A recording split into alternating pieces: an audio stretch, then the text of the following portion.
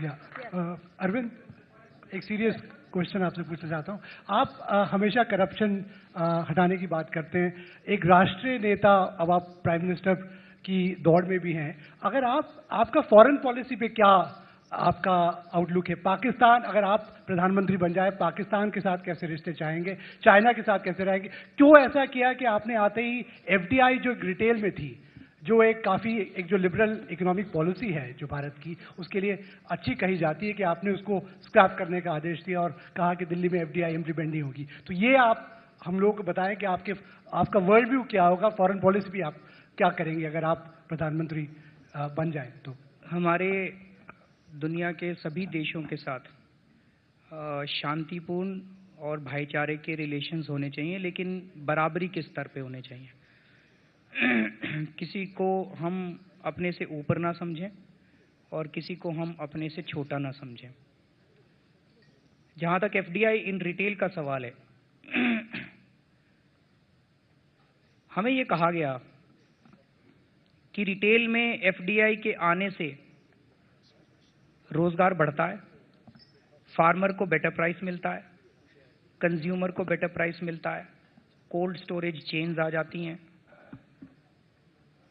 हमने कई देशों में स्टडी किया। एफडीआई इन रिटेल कोई नई चीज तो है नहीं, बहुत सारे देशों में पहले से भी है। हमने कई देशों को स्टडी किया तो पता चला कि ऐसा तो कुछ भी नहीं होता, उल्टे रोजगार बहुत ज्यादा कम होता है, बेरोजगारी बहुत ज्यादा बढ़ जाती है। That is what the evidence shows. तो इसलिए हमने ये निर्णय लिया। लेकिन फिर भी मेरे पास कई बड़े बड़े इकोनॉमिस्ट्स आए उसके बाद, और उन्होंने मुझसे इस बारे में चर्चा की। मैंने उनको कहा, आप मुझे 5 कंट्रीज का एग्जाम्पल दे दीजिए जहां पे फार्मर्स को बेटर प्राइस मिला हो, रोजगार बढ़ गया हो, कोल्ड स्टोरेज चेन्स इन्होंने गांव-गांव में बनाई हो। मैंने कहा हम रिवर्स कर देंगे। No one got back to me. मेरा अपना ये कहना है, let us not look at anything from ideological perspective. हम सारे लोग पढ़े लिखे लोग हैं, एविडेंस बेस्ड डिसीजन लेते हैं। ये कहा जा रहा है कि अगर आज मान लीजिए पंजाब के एक गांव में कोई मक्की पैदा होती है, वो मान लीजिए 5 रुपए किलो पैदा हो, 3 रुपए किलो पैदा होती है, और दिल्ली में पहुंचते पहुंचते वो 100 रुपए किलो हो जाती है।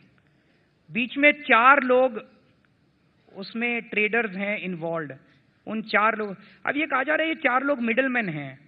वॉलमार्ट आएगा तो इन चारों को खत्म कर देगा, मिडलमैन को, और वो किसान को जाके कहेगा देखो 97 रुपीज का जो प्रॉफिट है ना, ये बहुत ज्यादा है, मुझसे पचता नहीं है, look I will give you 5 rupees and not 3 rupees.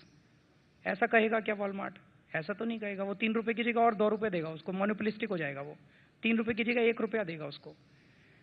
फिर वो कह रहे हैं कि वो वॉलमार्ट दिल्ली आएगा और कस्टमर को कहेगा लुक 97 रुपीज बहुत ज्यादा प्रॉफिट है, मुझसे पच नहीं रहे, मैं आपको 100 रुपए की जगह 95 रुपए का दे दे। ऐसा तो नहीं कहेगा। वो कंपटीशन खत्म करेगा, और कंपटीशन खत्म करके वो 100 रुपए का 105 रुपए में देगा। सर वो यहाँ पे समाज सेवा करने के लिए तो नहीं आ रहे। तो मेरा ये कहना है कि आप हमें एविडेंस दे दीजिए, अगर एविडेंस है we will reverse our decisions, but let us talk on evidence basis, on logical basis, rather than just saying that FDI is good in everything, this is good in everything. वो वाला एक जो है वो ideological based हो जाता है, वो ठीक नहीं है। हमें एक एक सेक्टर बाय सेक्टर चर्चा करते हैं, डिस्कशन करते हैं, डिस्कशन में जो चीज अच्छी नहीं, जैसा मैंने बार बार कहा, कई लोग मुझसे पूछे आप लेफ्टिस्ट हो क्या, आप राइटिस्ट हो क्या? हमने कहा जी ये लेफ्टिज्म और राइटिज्म में जिंदगी नहीं चलती, प्रैक्टिकली चलती है। कोई भी, ना हम लेफ्टिस्ट है ना हम राइटिस्ट है, हमारी समस्याएं हैं। अगर वो समस्याएं का हमें कैपिटलिज्म में समाधान मिल जाता है, कैपिटलिज्म में से ले लेते हैं, अगर लेफ्ट में से मिल जाता है लेफ्ट में से ले लेते हैं। Let's debate. एक सवाल पूछना चाहूंगी, पाकिस्तान के इशू पे आपने ज्यादा नहीं बोला, प्रॉब्लमैटिक रिलेशनशिप